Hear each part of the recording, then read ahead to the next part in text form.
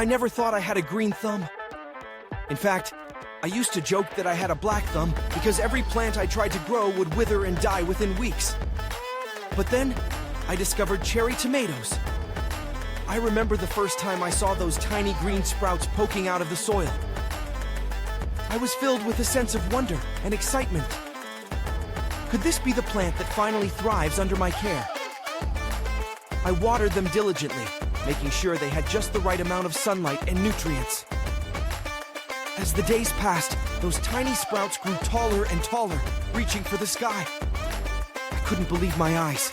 It was like watching a miracle unfold before me. I felt a sense of pride and accomplishment as I watched those cherry tomatoes grow and flourish under my care. I remember the first time I saw the tiny green fruits forming on the vines. I felt like a proud parent watching their child take their first steps. I knew that soon I would be able to enjoy the fruits of my labor. As the cherry tomatoes continued to grow, I marveled at their vibrant red color and plump, juicy appearance. They looked like something out of a magazine, too perfect to be real. But they were real, and they were mine. I couldn't wait to taste them. I had heard that homegrown tomatoes were far superior to store-bought ones, and I was eager to put that theory to the test. Finally, the day arrived when I plucked my first cherry tomato from the vine. I held it in my hand, admiring its perfect round shape and glossy skin. I took a deep breath and popped it into my mouth. The burst of flavor was unlike anything I had ever tasted before. It was sweet and tangy, with a hint of earthiness that reminded me of the soil it had grown in. It was pure perfection. I couldn't stop eating them. I would pluck cherry tomatoes from the vine and pop them into my mouth like candy. I would add them to salads, pasta dishes, and sandwiches. I even made salsa and bruschetta with them. I shared my cherry tomatoes with friends and family, and they were amazed at how delicious they were. Some of them even asked me for tips on how to grow their own. I felt like a gardening guru, dispensing advice and sharing my newfound passion with anyone who would listen. As the summer turned to fall, I continued to tend to my cherry tomatoes, even as the weather grew colder and the days grew shorter. I refused to let them die, not after all the hard work I had put into growing them.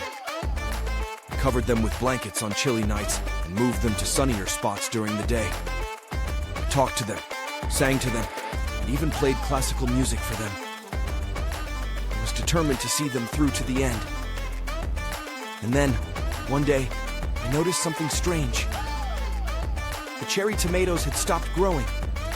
They had reached their full height, towering over me like miniature trees. I had never seen anything like it before. I marveled at their size and beauty, feeling a sense of awe and wonder at what I had accomplished. I had grown crazy tall cherry tomatoes, and they were the most magnificent plants I had ever seen.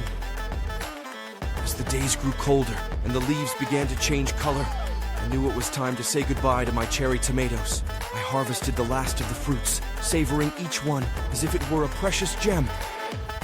I thanked the plants for their hard work and dedication, for teaching me that I did indeed have a green thumb. I knew that I would never forget the summer I grew crazy tall cherry tomatoes. They would always hold a special place in my heart. And as I looked out at my garden, now empty and bare, I knew that I would do it all over again next year, because there was nothing quite like the feeling of watching something grow and flourish under your care, of knowing that you had a hand in creating something beautiful and delicious. And that, to me, was the true magic of gardening.